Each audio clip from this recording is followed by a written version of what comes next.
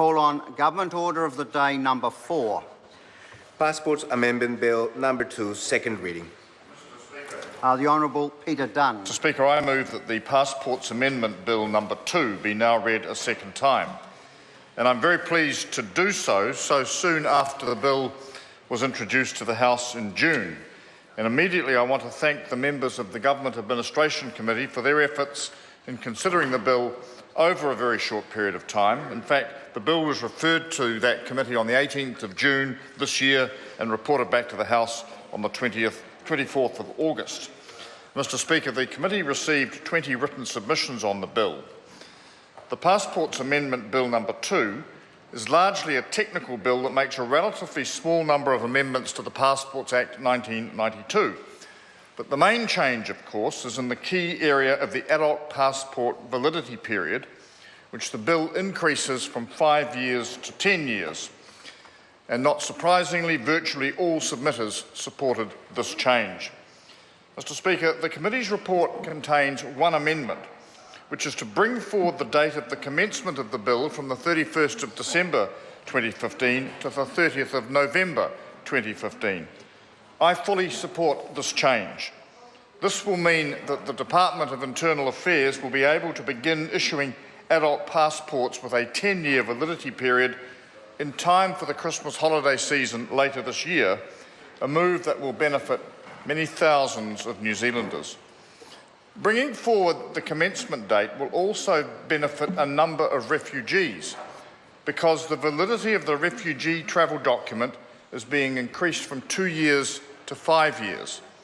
And that means that the validity period will in most instances be long enough to ensure that a refugee needs only one refugee travel document before they are eligible to apply for New Zealand citizenship and subsequently become eligible for a New Zealand passport.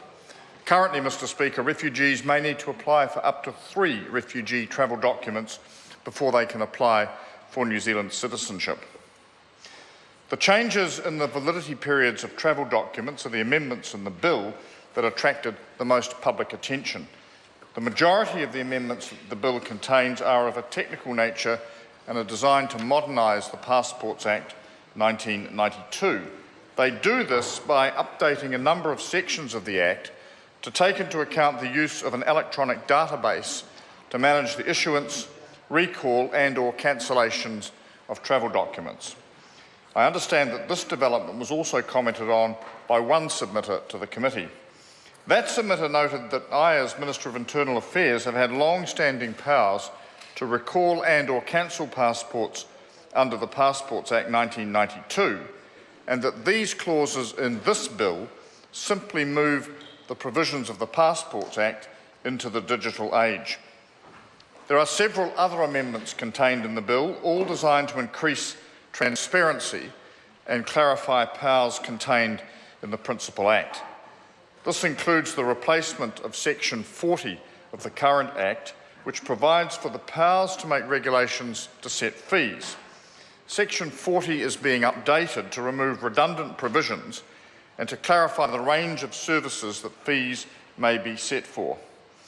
The new Section 40, which is introduced by Clause 34 of the bill, clarifies that fees may be set on a differential basis, including, depending on where an application is lodged, whether it is lodged in New Zealand or overseas, and the way it is lodged, for example, whether it is lodged electronically or in paper form. A different fee may also be set if the applicant is under the age of 16 years. This does not change the current practice because different levels of fees apply already to passports applications that are processed in London and Sydney, where staff and building costs are substantially higher than in New Zealand. Mr. Speaker, the committee has not recommended any other change of approach within the bill. There is a further small technical change to the bill that I propose to make. In reviewing the bill, Parliamentary Council identified a change that was needed to the numbering of the schedules in the Act because the bill introduces an additional schedule. I will therefore be moving a highly controversial supplementary order paper at the committee stage to renumber the current schedule in the Passports Act to Schedule 2 A new Schedule 1 is introduced by the bill and sets out a savings provision in relation to any New Zealand travel document which is issued or renewed before the commencement of the bill. Mr Speaker, that's really all I need to say at this stage with regard to this legislation. It has been well considered and efficiently considered by the Select Committee, and it's with a great deal of pleasure that I now commend the Passports Amendment number 2 bill to the House.